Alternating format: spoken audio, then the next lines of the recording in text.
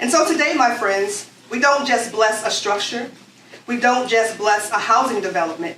We don't just bless bricks and mortars today, but we bless a future for women that we pray will be filled with refuge, hope, health, and healing. Amen.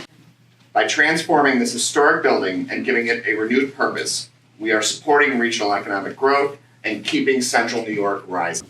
This project is reflective of a unique variety of services and housing. So there are the permanent units, which are also supported not only by the Homeless Housing Assistance Program from a capital development standpoint, but through the Empire State Supported Housing Initiative, ESHI. OTDA is contracting with the Salvation Army for the services and operating for those individuals and units. Many times organizations who are at the grassroots, at the ground level, sometimes go unnoticed and unrecognized. So I just want to publicly say in front of everyone, thank you for all of the great works that you are doing, definitely for our community. Success has many authors, and our community has a lot of success right now, and the more people we have engaged, the more we'll continue to have. And as we look at all of our partners, New York State, Housing Vision, Salvation Army, the City of Syracuse, the Land Bank, the legislative branch of government, everybody who's been involved with this project, you know this wasn't just about a real estate project, this was a community engagement project. That it's time for our community to think about the firsts that are going to keep happening for us, and to begin to always think out of the box. And if it looks hard or it looks complicated, then it's going to have a huge impact for people. I want to tell you a quick story to tell you why this residence is so important. In the late 1980s, there was a homeless woman who was well known throughout the community.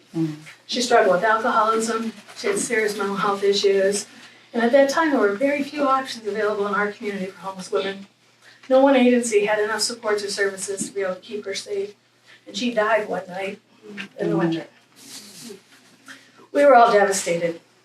So the homeless providers all came together with the city and the county that week, wondering what on earth we could have done to prevent such a tragedy. Now, Bobby Schofield, who was the executive director for the Army at the time, said, "Find us a building, give us a building, we will open a shelter to serve these women because this could never happen again." Amen. So the city found us a building right down the block, and in less than 6 weeks, our community had a new women's shelter available to serve homeless women who had complex medical needs that we previously had not been able to serve before. So almost 30 years later, we are standing in a beautifully renovated building, not far from that first shelter. This residence will provide not only crisis services and emergency shelter, but it will provide safe, affordable housing and support to vulnerable women for as long as they need. 3, 2, 1.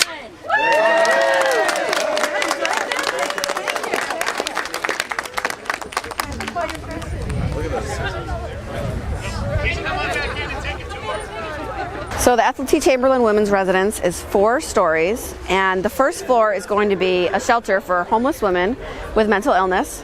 Many of them suffer from other issues like substance abuse, maybe history of domestic violence, other trauma. The upper 3 floors, they're all apartments, so there's 16 fully furnished and subsidized apartments for these women to move into. So not all of the women have to come from this first floor to move upstairs, but they do have to be homeless somewhere in our community. We are going to have services for everyone who lives here. On the first floor, we have case management and 24-hour staff to help with the shelter residents get what they need. And then on the upper floor, we also have case management and 24-hour staff, but that's more for helping people develop independent living skills, cooking, grocery shopping, budgeting, getting income, and moving on from this building if they prefer. It's perfect that it was named after my mother because that's what she did all her life. She had 4 girls. So from an early age, I saw what empowerment for women really, how it played out in all of our lives. And the story of our family is really woven around the thought that women can do anything that they want as long as they're well empowered and they're confident in their own abilities. We're hoping to do that here in this shelter. We've got to get these women to feel that they can still manage and be productive and quality people with our help.